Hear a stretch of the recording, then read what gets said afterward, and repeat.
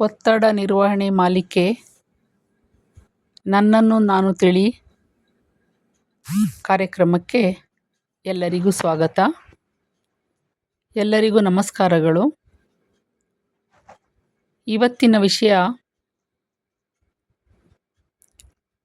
ನಾವು ಸಜೀವಿಗೆ ಮಹತ್ವ ಹೆಚ್ಚಿಂದು ಕೊಡಬೇಕು ಅಥವಾ ನಿರ್ಜೀವಿಗೆ ಮಹತ್ವವನ್ನು ಕೊಡಬೇಕು ಅನ್ನೋದ್ರ ಬಗ್ಗೆ ಇದೆ. ಅನೇಕ ಸಂದರ್ಭದಲ್ಲಿ ನಾವು ನಿರ್ಜೀವಿಗೆ ಹೆಚ್ಚಿನ ಮಹತ್ವವನ್ನು ಕೊಟ್ಟು ಬಿಡ್ತೇವೆ. ಅದಕ್ಕೊಂದು ಕಥೆ ಇದೆ. ಒಂದೂರಲ್ಲಿ ಒಬ್ಬ ಹುಡುಗ ಒಂದು ಹೋಟೆಲಲ್ಲಿ ಕೆಲಸ ಮಾಡ್ತಾ ಇರ್ತಾನೆ. ಅವ್ರ ಮಾಲೀಕ ಸ್ವಲ್ಪ ಸಿಟ್ಟಿನ ವ್ಯಕ್ತಿಯಾಗಿರ್ತಾರೆ. ಅವನ ಕೈಯಿಂದ ಒಂದು ಗಾಜಿನ ಲೋಟ ಬಿದ್ದು ಒಡೆದು ಹೋಗ್ತದೆ. ಮಾಲೀಕನಿಗೆ ಸಿಟ್ಟು ಬಂದು ಆ ಹುಡುಗನ ಕಪಾಳಕ್ಕೆ ಒಂದು ಬಾರಿಸ್ತಾರೆ. ಆಗ ಅದೇ ಊರಿನ ಒಬ್ಬ ವ್ಯಕ್ತಿಯಲ್ಲಿ ಕೂತ್ಕೊಂಡು ಚಹಾವನ್ನು ಕುಡಿತಾ ಇರ್ತಾರೆ. ಅವರು ಅದನ್ನು ನೋಡಿ ಅವರಿಗೆ ಸಿಟ್ಟು ಬರ್ತದೆ. ಅಂದರೆ ನಮ್ಮೂರಿನ ಹುಡುಗನಿಗೆ ಹೊಡೆದು ಬಿಟ್ರಲ್ಲ ಅಂಥೇಳಿ ಎದ್ದು ಹೋಗಿ ಆ ಮಾಲೀಕನ ಕೆನ್ನೆಗೆ ಒಂದು ಬಾರಿಸ್ತಾರೆ. ಆಗ ಆ ಹೋಟೆಲಲ್ಲಿದ್ದ ಅನೇಕ ಜನ, ಅಂದರೆ ಮಾಲೀಕನ ಕಡೆಯವರು ಬಂದು ಆ ವ್ಯಕ್ತಿಗೆ ಹೊಡೆದು ಬಿಡ್ತಾರೆ. ಆ ವ್ಯಕ್ತಿ ಊರಿಗೆ ಹೋಗಿ ಈ ವಿಷಯವನ್ನು ಹೇಳ್ತಾನೆ. ನಾನು ಹೋಟ್ಲಿಗೆ ಹೋಗಿದ್ದೆ, ಚಹಾ ಕುಡಿತಾ ಇರಬೇಕಾದ್ರೆ ನಮ್ಮ ಊರಿನ ಹುಡುಗ ಅಲ್ಲಿ ಕೆಲಸ ಮಾಡ್ತಾ ಇರ್ತಾನೆ. ಅವನ ಕೈಯಿಂದ ಗಾಜಿನ ಗ್ಲಾಸ್ ಜಾರಿ ಬಿದ್ದು ಒಡೆದು ಹೋಯಿತು.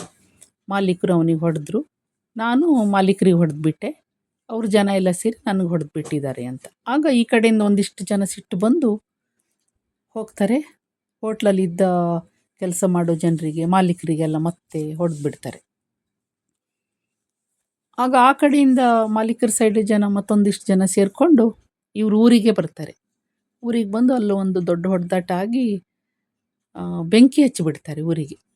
ಒಂದಿಷ್ಟು ಮನೆಗಳು ಸುಟ್ಟು ಹೋಗಿಬಿಡ್ತವೆ. ಆವಾಗ ಸಿಟ್ಟಿಗೆದ್ದ ಜನ ಮತ್ತೊಂದಿಷ್ಟು ಜನ ಹೋಗಿ ಹೋಟೆಲಿಗೆ ಬೆಂಕಿ ಹಚ್ಚುತ್ತಾರೆ. ಹೋಟ್ಲಿನ ಕಾರಣದಿಂದ ಅಕ್ಕಪಕ್ಕದ ಅಂಗಡಿಗಳು, ಒಂದಿಷ್ಟು ಬಟ್ಟೆ ಅಂಗಡಿಗಳೆಲ್ಲ ಸುಟ್ಟೋಗ್ಬಿಡ್ತವೆ. ಕೊನೆಯದಾಗಿ ಹೀಗೆ ಮುಂದುವರೆದ್ರೆ ಹೇಗೆ ಅಂತ ಜನ ಅಲ್ಲಿಗೆ ಶಾಂತರಾಗಿ ಒಂದು ಸಲ ಅದನ್ನು ನಿಲ್ಲಿಸ್ತಾರೆ. ಆಗ ಅಲ್ಲಿವರೆಗೆ ಏನಾಯಿತು, ಈ ಊರಲ್ಲಿ ಒಂದಿಷ್ಟು ಮನೆಗಳು ಸುಟ್ಟೋಗಿದ್ದಾವೆ, ಒಂದಿಷ್ಟು ಜನರಿಗೆ ಗಾಯ ಆಗಿದೆ, ಆ ಹೋಟ್ಲು ಕೆಲಸ ಮಾಡ್ತಾ ಇರೋ ಜನರಿಗೆ ಗಾಯ ಆಗಿದೆ, ಅಲ್ಲಿ ತಿಂಡಿಯನ್ನು ತಿಂತ ಕೂತ್ಕೊಂಡು ಜನರಿಗೆ ಗಾಯ ಆಗಿದೆ,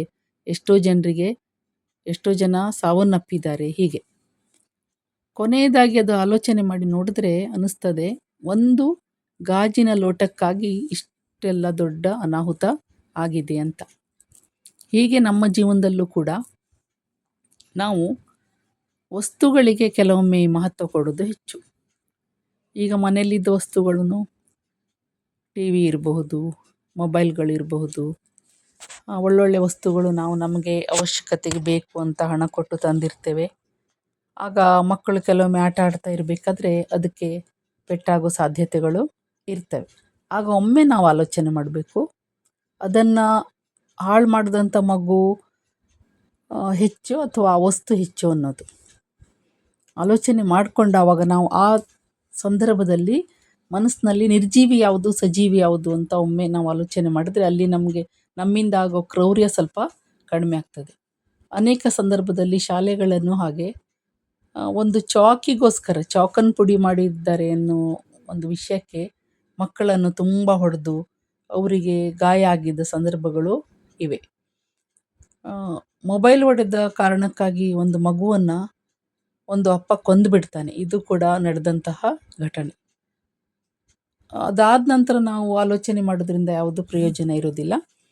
ಅದಕ್ಕಾಗಿ ಅನೇಕ ಸಂದರ್ಭದಲ್ಲಿ ನಮ್ಮಿಂದ ನಿರ್ಜೀವಿಗೆ ಕೊಡುವ ಮಹತ್ವ ಸಜೀವಿಕ್ಕಿಂತ ಹೆಚ್ಚಾಗಬಾರ್ದು. ಹೆಚ್ಚಾದ ಸಂದರ್ಭದಲ್ಲಿ ಅದು ಕೂಡ ಒಂದು ಒತ್ತಡಕ್ಕೆ ಕಾರಣ ಆಗ್ತದೆ. ನಿರ್ಜೀವಿಗಳು ನಮಗೆ ಬೇಕು, ಯಾಕಂದರೆ ನಮ್ಮ ಜೀವನ ಸಾಗಿಸ್ಲಿಕ್ಕೆ ಅನೇಕ ವಸ್ತುಗಳು ನಮ್ಗೆ ಬೇಕಾಗ್ತದೆ. ಅದಕ್ಕೆ ನಾವು ಎರಡನೇ ಆದ್ಯತೆಯನ್ನು ಕೊಡಬೇಕು.